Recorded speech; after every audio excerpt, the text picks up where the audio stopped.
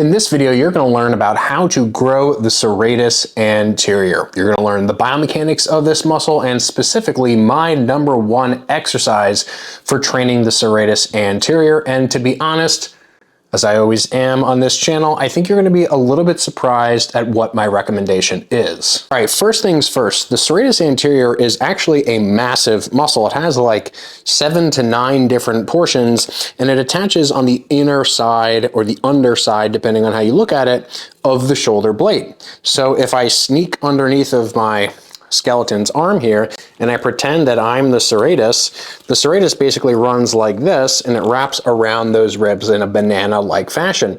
And so basically what that means is that the serratus's role is to pull the shoulder blade from origin to insertion over here. So the serratus functions primarily to pull the shoulder blade forward, and then also sort of secondarily, it functions to rotate the shoulder blade upward. So those are the two primary functions of the serratus anterior. One is basically just to tug the shoulder blade this way, and the other is to rotate it in this direction. Both of those things are going to be the primary functions of the serratus anterior. Now, in general, people make one really big mistake when it comes to serratus training, which is that instead of treating it like any other muscle in the body, pick an exercise that loads it directly, pick an exercise that is stable and that you can progress over time and that you can actually add load to as you get better at it. What people choose to do instead are exercises like push-ups plus, which are not necessarily bad exercises, but people just try to isolate motion of protraction with exercises that aren't super loadable or progressible. So just to get straight to the point, the exercise that I'm going to recommend to you for serratus training is a chest fly. Now, many of you may be like, what, Ben? No, that's for my chest. And you would absolutely be correct.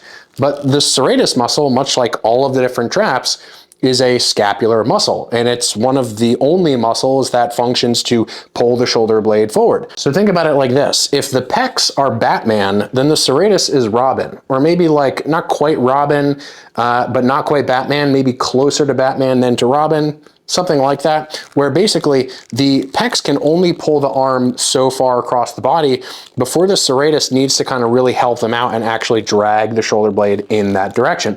Both the pecs and the serratus are going to work synergistically, meaning together. So my #1 recommendation to actually load this motion is just your typical machine chest fly. But the really, really crucial part about this chest fly is that you don't just want to try to pin your shoulder blades back. A lot of people make the mistake of thinking shoulder blades back and then just keeping them there and then flailing around like there's some kind of immobile penguin, and then instead of actually allowing their shoulder blades to come around their body where they're going to get that really nice serratus contraction, that shoulder blade wrapping around the rib cage, right? Allowing the shoulder blade to move is going to be the thing that allows for that serratus recruitment. So two major things with the machine chest fly. #1 is just choose an arm path that's comfortable for you. You don't have to glue yourself to this position or to this position or to this position. Just find a spot that feels good for you. And then #2, make sure that you are allowing the shoulder blades to both move backward on the way back as they are meant to, and then forward and around the body, almost like you're kind of hugging someone on the way forward. And again, the reason that you really want to promote that shoulder blade motion is not only just for the sake of joint mechanics and actually maintaining the proper mechanics that are supposed to occur when your shoulder moves forward and backward, but also because you're taking your chest and you're taking your serratus through a greater change of length as you go through that backward and forward motion. Now, something I'll add is that this is obviously not the only motion that can be great for serratus.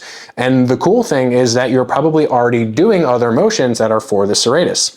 As I mentioned earlier, any kind of raising motion, whether it's a cable lateral raise, a dumbbell lateral raise, or even something like an overhead press, all of those exercises are going to train the serratus. So the funny kind of takeaway from this video is that training your serratus is kind of like not training your serratus. Like you don't really need to pick a specific exercise to train that thing.